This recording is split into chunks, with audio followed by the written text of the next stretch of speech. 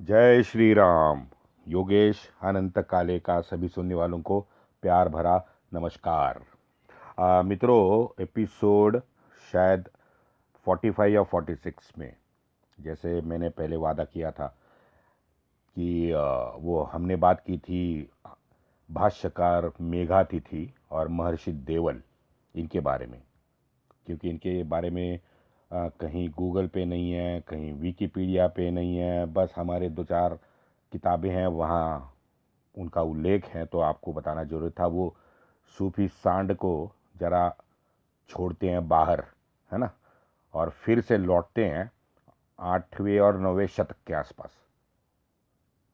महान समाज सुधारक संत महात्मा महर्षि देवल और मनुस्मृति के भाष्यकार और दृष्टा हिंदू धर्म रक्षक आचार्य मेघातिथि की ओर। अब जाहिर है क्रिश्चियन सोसाइटी, तवारीखकार और ये लाल सलाम वाले धर्म विरोधी कथाकारों को इनका नाम भी पता नहीं है। आचार्य मेघातिथि के बारे में विकिपीडिया पे मुझे 4 लाइनें सिर्फ मिली हैं, और महर्षि देवल पर तो नील बटा सन्नाटा है। स्वाभाविक है, चलो। लेकिन ये तीनों के अब्बू जो है ना, हमारे वीर सावरकर जी, उन्होंने पुराने से पुराने कुछ दस्तलिखित, हस्तलिखित उन्होंने खोज निकाले, उनके और उनके भाइयों ने। और वहाँ पे उनको एक ग्रंथ मिला महर्षि देवल का। तो वीर सावरकर जी ने इनके ऊपर लिखा है। महर्षि देवल, सनातन धर्म की अपरिमित हानि तब तक हो चुकी थी 8वीं शताब्दी के आसपास। उसका कारण क्या था? एक तो आत्मघाती रूढ़ी परंपरा थी, वर्ण समाज से निकलकर वो जाति प्रथा का मजबूत होना था, क्योंकि पहले तो वर्ण समाज था। समाज से निष्कासन और ये चांडाल का नामकरण हो चुका था। सद्गुण विकृति, ओ हो, इससे तो मुझे बड़ा प्यार है, वो तो आई हुई थी। औदार्य, है ना, और सर्वधर्म समभाव, सहिष्णुता वगैरह वगैरह, ये सब सद्गुण विकृति है। आत्मग्लानि, आलस्य और अहंकार से भरे मन का समाज कर्तव्य के प्रति उदासीन हो जाना, ये मेरे ख्याल से बड़ा कारण था। आत्मग्लानि, आलस्य और उससे उभरा अहंकार, ये तीनों दुर्गुण से भरे मन का अपने समाज के कर्तव्य के प्रति उदासीन हो जाना, ये भी कारण था। अच्छा, उस समय तक ज्ञान को भी इन्होंने संकुचित कर दिया था। ज्ञान को संकुचित करके समाज को, मतलब अन्य पूरे समाज को वंचित कर दिया था। और वो आखिर में शुद्धि बंदी, आपको हिंदू धर्म में प्रवेश वर्जित है। क्यों भाई, क्यों? आप चंद लोगों ने ठेका ले रखा है क्या पूरे हिंदू समाज का? क्यों शुद्धिबंदी क्यों की? 1711 ईस्वी में दारुल इस्लाम बनाने के चक्कर में आए ये मोमेडियन, उन्होंने ये भाप लिया था। और महर्षि देवल ने मात्र 100-125 साल में ये लिख डाला। भाई, 125 साल में उनको पता चला कि ये इनका गेम प्लान क्या है मोमेडियन लोगों का। तो उन्हें तो दूरदृष्टि और समझ दोनों थी, बुद्धि भी थी। तो उन्होंने इसके बारे में देवल स्मृति एक अपना ग्रंथ लिखा। वहाँ उस ग्रंथ में हमारे श्रुति स्मृति और पुराण शास्त्रों में जो नियम लिखे हैं, जो आचार है, तो वो मुजाहिद के आक्रमण का सक्षम मुकाबला करने योग्य अब रहे नहीं है, ये उनको पता चल गया। क्या थे नियम तब तक?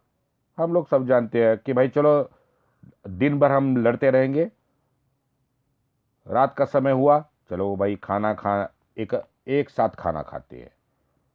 फिर दूसरे दिन शंखनाद हुआ तो बस मेरा और तेरा युद्ध शुरू। सूर्यास्त हो गया, ओ भाई अब टाइम आउट हो गया, चलो भाई हम घर चलते हैं। खड्ग से खड्ग लड़ेगा, हाथी से हाथी लड़ेगा, हैं? ये कलयुग में ये क्या होता है भाई? मारने आए हैं, काटना है, सर तन से जुदा करना है, हाँ? हमारे हरम को बड़ा करना है, नस्ल को तुम्हारे खत्म करना है, और ये हमारा एकमात्र मोटिव है। तो वो मोटिव को अचीव करो, उसके लिए ये इतने सारे नियम हैं? ये क्या बात होगी? ये बकवास है, हट। अनाचार है, व्यभिचार, धोखा, कपट, मोह, माया, मत्सर, लोभ, द्वेष, ये सबका इस्तेमाल जायज कर दिया है हमारी किताब में। अब देखो, हम तो भैया, मेरे हिंदू समाज मेरे ख्याल से पहले क्रिकेट खेल रहा था। अब ये हरे टिड्डे आ गए फुटबॉल लेके, हाँ, और वो बोले कि नहीं चलो हम फुटबॉल खेलते हैं। तो ये क्रिकेट खेल रहे थे, अभी उनको फुटबॉल का क्या मालूम, हारना तो बिल्कुल मुझे तय ही है। तो ये जो चल रहा था ना, ये ये सब सामाजिक परिस्थिति को ध्यान में रखते हुए महर्षि ने संकल्प किया कि धार्मिक अत्याचार का मुकाबला धार्मिक प्रत्याचार से होगा। उनका एक श्लोक सुनिए, ये महर्षि देवल का। सिंधु तीर मुपासन्नम देवलम मुनि सत्तमम। अब ये भी सिंधु तीर मुपासन्नम कहते हैं। बहुत बढ़िया। अपने आश्रम में संभवतः सिंध और पंजाब के बॉर्डर में ये कहीं हुआ होगा।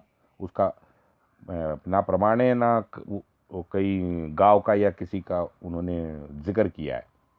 तो जब एक हिंदू ने आश्रम में उन महर्षि से पूछा, मुनि,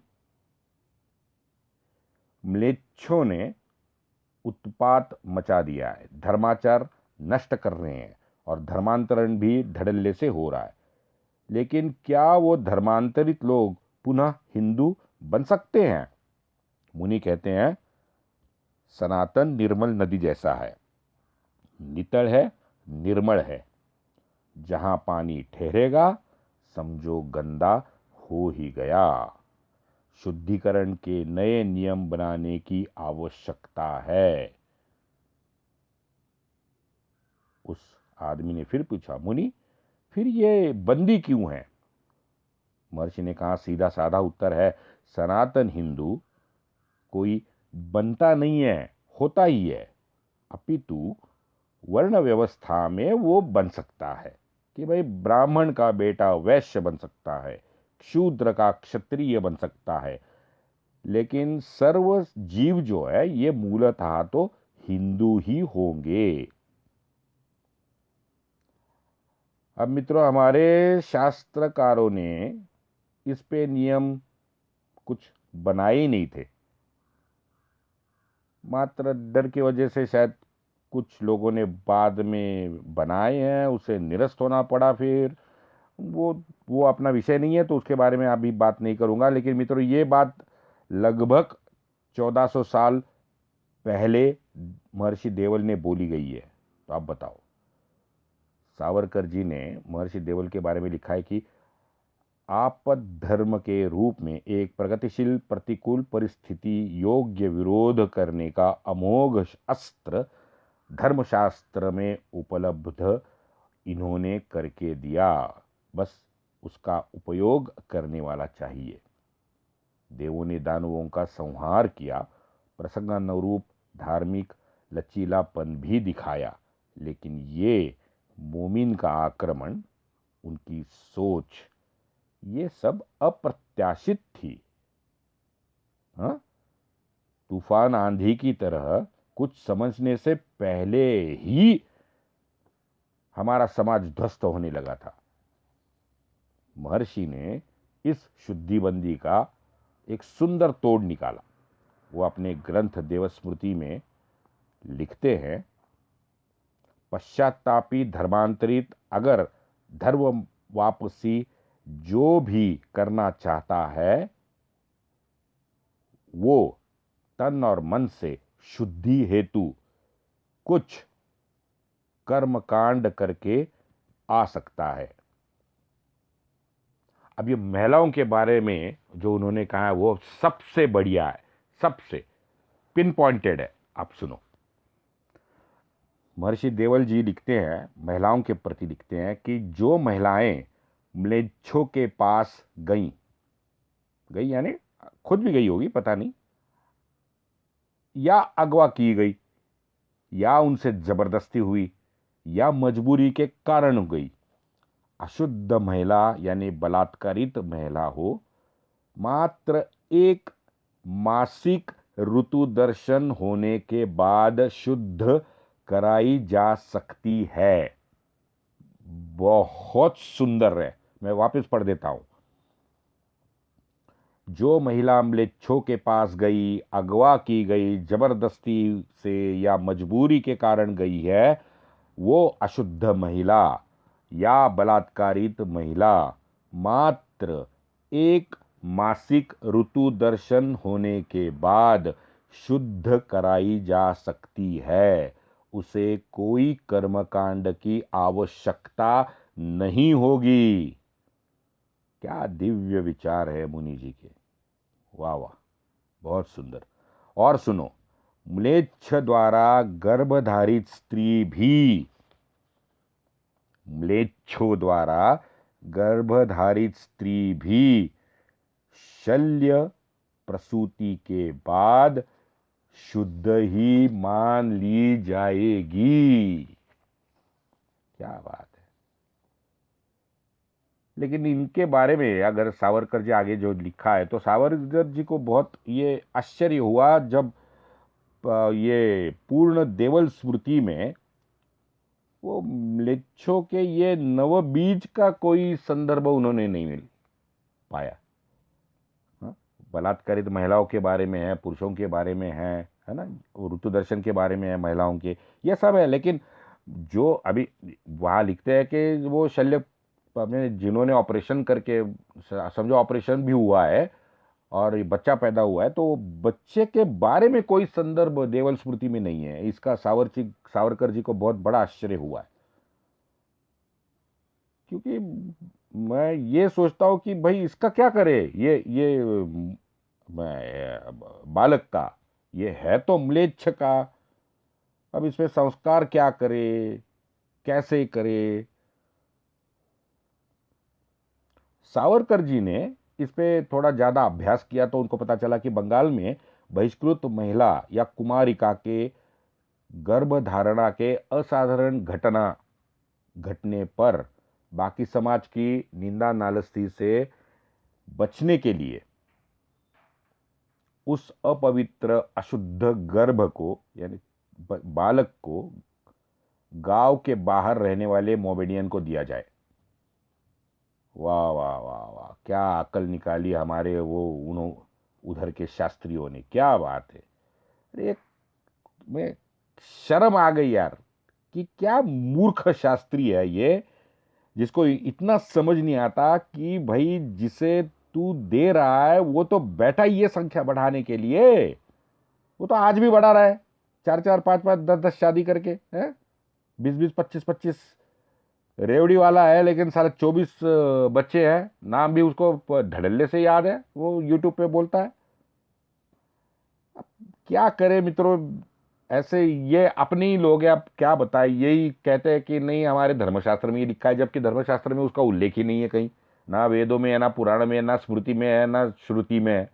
अब हद हो गई इन लोगों की, ये इनकी संकुचित मानसिकता और ये इनका सामाजिक न्याय व्यवस्था और संस्कार और संस्कृति के प्रति इनकी जो उदासीनता थी ना, और स्वार्थ हावी हो गया था इन सब पे मेरे ख्याल से। और दूसरा क्या हो सकता है, दूसरा पर्याय आप फिर मुझे दे दो। अब ये पिंडी पिंडी से ब्रह्मांडी, अहम अस्मि अहम ब्रह्मास्मि का अर्थ क्या उनको पता नहीं था? हाँ, अगर सब में एक ही ब्रह्म है तो वो गर्भ अपवित्र कैसे हुआ भाई? ये तो मुझे समझाए। हाँ, तेरा और मेरा प्राण शक्ति एक है, तो आत्मा अगर परमात्मा में हमको विलीन करके एक ही होना है, तो एक सब सब अगर एक ही है, जैसे वो मैंने सुभाषित आपको बताया कि ओम पूर्ण विदम का, कि भाई एक पूर्ण से दो बूंदे, एक बूंदे, पांच बूंदे कुछ भी निकालो, तो जो निकाला हुआ है वो आधा नहीं, वो भी पूर्ण ही है। तो ये गर्भ भी तो पूर्ण। हाँ, म्लेच्छों ने बलात्कार किया है, गर्भधारणा म्लेच्छों से हुई है, सब सब पता है, लेकिन वो गर्भ जो है वो कैसे अपवित्र हो गया? अब ये शौच हम करने जाते हैं तो शौच के बाद शरीर तो अपवित्र होता है, चलो बिल्कुल सही बात है, वो समझ में आती है। ये षड्रिपु से जब हमारा मन अपवित्र होता है तो उसका शरीर से क्या लेना है भाई? षड्रिपु के विकृति को भगाओ, वो तो संस्कार से भी हो सकता है, और वही तो अंतिम शुद्धि है, कमाल है। आज देखो उसके परिणाम, मात्र पर्सनल स्वार्थ के उन लोगों के 20-22 करोड़ में शायद 20 करोड़ तो सच में हमारी यहां आज भी है, मैं भी मानता हूं। मोहन जी कहती हैं, मोहन राव भागवत जी है, उन्होंने कह दिया था कि भाई एक ही डीएनए है हमारा। हमारे यहां तो यह परिस्थिति है कि मैं अगर कायस्थ हूं तो मैं त्यागी आज नहीं बन सकता। आप पूछिए, तुरंत वो जात पंचायत बैठ जाएगी, कहेगी नहीं वो पंचायत से हमें मान्यता होनी चाहिए। क्यों भाई, क्यों मान्यता होनी चाहिए? हिंदू तो हूं ना, हिंदू हूं, भारतीय हूं। हाँ, कुछ कर्तव्य कायस्थ के कर रहे थे तो कायस्थ बन गया, अब कुछ कर्तव्य त्यागी समाज के करने हैं तो मैं त्यागी नहीं बन सकता, तो पंचायत बिठाओगे आप? ये कौन सा तरीका किसने निकाला, मेरे दिमाग से बाहर है भाई। मुझे तो सारांश ये लगता है कि महर्षि देवल ने घर वापसी का मार्ग तो प्रशस्त करने का बढ़िया काम किया ही है, जिसके नियम तो आज भी लागू होते हैं। छत्रपति शिवाजी महाराज ने बजाजी निंबाळकर और नेताजी पालकर का शुद्धिकरण ऐसे ही किया था, कर्मकांड करके ही किया था। वहां वो विजयनगर साम्राज्य के संस्थापक जो थे हरिहर और बुपका, उनका शुद्धिकरण भी विद्यारण्य स्वामी ने ऐसे ही कर्मकांड से ही किया हुआ है। उनके बारे में मैं आगे बताऊंगा। और ये मित्रों बहुत प्रचंड बड़ी धार्मिक क्रांति मैं मानता हूं। शरीर और मन को शुद्ध करो, बस बन गए हिंदू, बात खत्म। मासिक ऋतु चक्र आ गया, कोई प्रॉब्लम नहीं है। एक मासिक ऋतु चक्र आया भाई, तू बन गई हिंदू महिला, बात खत्म। आप इसके बारे में क्या सोचते हो, मुझे व्हाट्सएप करके बताओ। इतना सरल शुद्ध धर्माचार 1400 साल पहले महर्षि देवल ने सोचा था, तो मित्रों असर तो हुआ। लोगों ने, उस टाइम के लोगों ने इसको भी हाथों हाथ उठा लिया, और सिंध पंजाब के प्रांतों में हजारों धर्मांतरित फिर से घर वापसी करके हिंदू बन गए। मित्रों पिछले एपिसोड में मैंने मात्र आंकड़ा दिया था कि 711 के कासिम के बाद 388 वर्ष हिंदू राज भी मोटा मोटी उसी इलाके के आसपास अपने राज्य फिर से स्थापित कर पाए थे। अब आपको समझ में आएगी क्यों। अगर मोमेडियन कहते हैं कि नहीं वो तो हमारे ही 800 साल या 1000-1200 जो भी, वो तो बकवास जो भी है मन में बोल देते हैं। अगर वो मोमेडियन ही रहते 388 साल, तो वो घोरी जैसे खूंखार मोमिन जानवर बन जाते शायद, है ना। तो वो फिर हिंदू बहुल कैसे रह गए और 380-88 साल तक शांति, मोटा मोटी शांति कैसे बनी रही भारतवर्ष में। 711 से 388 साल आगे, आप सोचिए।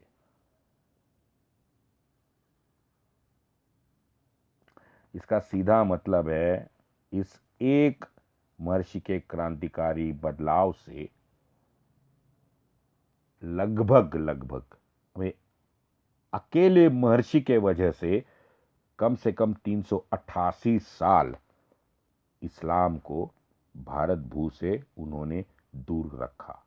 महर्षि देवल को मेरा कोटि कोटि प्रणाम। हिंदू तन मन हिंदू जीवन रग रग हिंदू मेरा परिचय।